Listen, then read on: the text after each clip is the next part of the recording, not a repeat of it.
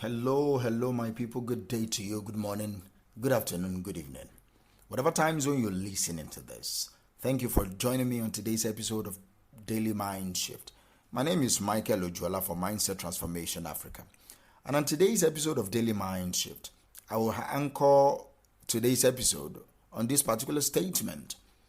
You are not obligated to have relationships with family members who are not good for your mental health. You are not obligated to have relationships with family members who are not good for your mental health. Society is designed to be communal. Human beings are social animals. We thrive in social construct. We thrive in a social environment. We thrive in a community. Yes, I prioritize staying alone, but staying alone for a long time is not what I'm recommending. You stay alone to improve your moods, to improve your mental health, or to retreat and know yourself, to reconnect with yourselves. But after staying alone, you move out to family. Family is important. Apart from important to society, it's important for your mental well-being. It's important for your overall well-being. It is good for you. It's been proven scientifically that it even enhances your health to have family around you. It enhances your health. It builds trust. It helps you navigate this crazy life in the best way possible. Family.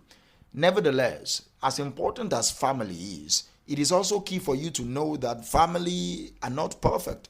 Because family is important doesn't mean family doesn't have its own dramas. Doesn't mean family is all good. Family, the idealistic concept of family is all good. But the reality on ground is that you have people that comprises the units that we call family might be very toxic. They might be bad for you. And it's important for you to know that you are not obligated to have relationship with them. You are not obligated to have relationship with this set of people. Because they are family doesn't mean you must have relationship with them. That is why it's important for you to prioritize yourself. Yes, family is good. Yes, having people that you can rely on and trust is very good. Nevertheless, it's important for you to prioritize your mental health over going through with the motion and the notion of family. Families should be your support system, not the ones that tear you down. Families should be where you run to when you are in need of help, not the ones that will attempt to malign you, not where you will feel drained anytime you are there. So it's important for you to also know that you are not obligated, like I said before, to have relationship with any family member that are not adding value to you. You are not obligated to have relationship with any family member that are not good for your mental health. So it's important for you to know that family is key. Do you understand? Many people struggle to cut ties with people that they know within their family that they are not good for them.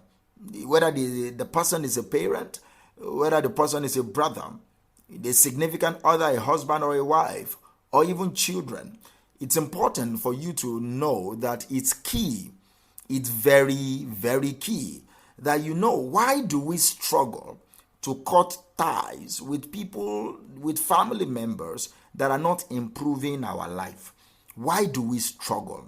Number one is a social construct. I understand that. But we need also to see, number one, another thing is that we don't always see their behavior as abusive. We feel the pain of what they do to us. We minimize it often and we make excuses for them. We hesitate to call it emotional abuse or blackmail. We chose not to see it because we call them family. Guilt is also part of it. We feel the guilt because family relationships are full of expectations. We're supposed to take care of our aging parents. We're supposed to get along with our siblings. We're supposed to spend holidays together, respect the elders, keep the peace, We're supposed to sacrifice ourselves to make others happy. So we feel guilty if we think, I need to cut off with this person. You feel the guilt that is associated with how you have been raised. And also, you think you are no more loyal. We glorify family loyalty over the mental health of the members of those family. We let anything that is happening within the family stay within the family unit, and you will see that some people are going through a lot, suffering crazy abuses, a lot within the family system, and they cannot even talk because they say they will be attacked, that they are not loyal. But it's important for you to know that loyalty is often used to try to control family members who are exerting their independence and speaking out against abuses. They use the loyalty to manipulate them to silence. So it's important for you to know those things is key. The reasons why you might struggle to cut ties is what I'm talking about. Fear is part of it, and sometimes love is also part of it. Because cutting ties may feel unloving to that particular family member, but it doesn't mean you have to stop loving them. You can love them from a distance. It's important that you know that sometimes we love people, but we cannot have relationship with them. It's key for you to understand that there is a difference between loving someone and having a relationship with them. So, how do you cut the ties? When you decide to cut the ties, how do you do it? How do you do it? Number one thing I will tell you is you need to give up that thinking, the fantasy that they might change. Sometimes they will never change. You need to give up that fantasy. That will help you. Do you understand? That will help you prepare yourself to cut ties with them, to stop feeling the sense of obligation towards them. Give up that fantasy that they will change one day. Do you understand? When that relationship ends, grieve the loss of having the kind of relationship you wanted with that person. We all have idealistic relationship. The type of relationship we want with some people is in our head. We have that in our head. There is a sense in our mind that, see, I like this person. This is the type of things, this type of future I think we can create together. Grieve the loss of that idealistic relationship in your mind. The moment you grieve the loss, that's what I did. The moment I was preparing to cut off a relationship with someone, and for years, 3 to 5 years thereabout, I grieved the loss of what we should have had. And when I was done mourning the loss of that, it's just over for me. It's just over for me. Do you understand? It's important also for you to acknowledge the abuse you've suffered, male or female. It's important for you to acknowledge it. That, see, this relationship between me and this guy, between me and this girl, is abusive. You stop minimizing and denying the harm they have caused you. Stop minimizing it. Stop rationalizing it. Stop making excuses for their lies. Stop making excuses for their emotional torture, for their manipulation, for their entitlement mindset. Stop making excuses for them. It's important for you to stop it.